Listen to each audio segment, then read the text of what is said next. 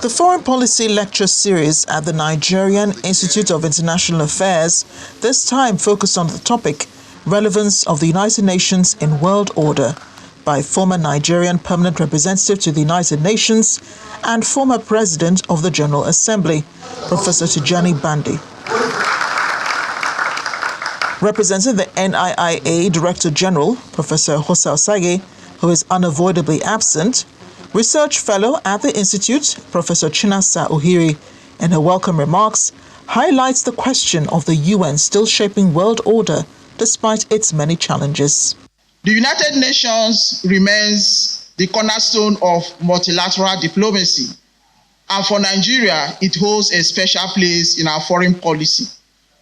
Since joining the United Nations in 1960, Nigeria has been an active voice for peace, justice, and cooperation. We have proudly contributed to peacekeeping missions across Africa and beyond, championed the cause of developing nations, and consistently called for reforms of the United Nations General Security Council to make it more inclusive and representative. Professor Tijani Bande, who is no stranger to the NIIA, eagerly delves into the topic. He makes a case for the UN being a supporter of human rights, decolonization, and admits the faults of the world body, saying that not every peacekeeping effort has worked, and how importantly the UN considers the voice of every member of the organization. While he underlines the peculiarity of the size of the organization, he encourages Nigeria to play her own role.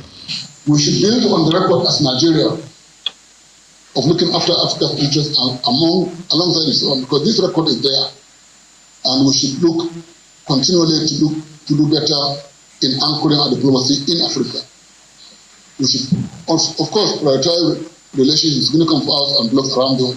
However, as veteran of this, Nigeria must continue to stand on justice and fairness for all, especially those who are we shouldn't stand on nothing. We must stand on something. We believe our constitution is very clear on this as to who we should support. During the question and answer segment, he addresses the alleged Christian genocide going on in Nigeria's north.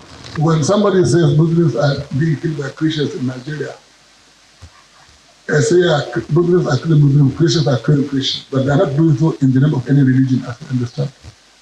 So the generosity of Nigerians alone should tell us that. But from outside, some people will want to make this noise. From others, some people want to be shown with some Congress people, haven't told them stories, not understanding the danger they put themselves under. After they finish using them, when they say, they don't even answer. I have seen it happen. So I think it's not a nice situation to be in. Let our diplomats deal with this matter. Other participants agree with Professor Bande's submissions. We should rather have our own conversation within ourselves. We should discuss how we can stop unreasonable killing and harassment and banditry and all of that. These are vices that we should stop.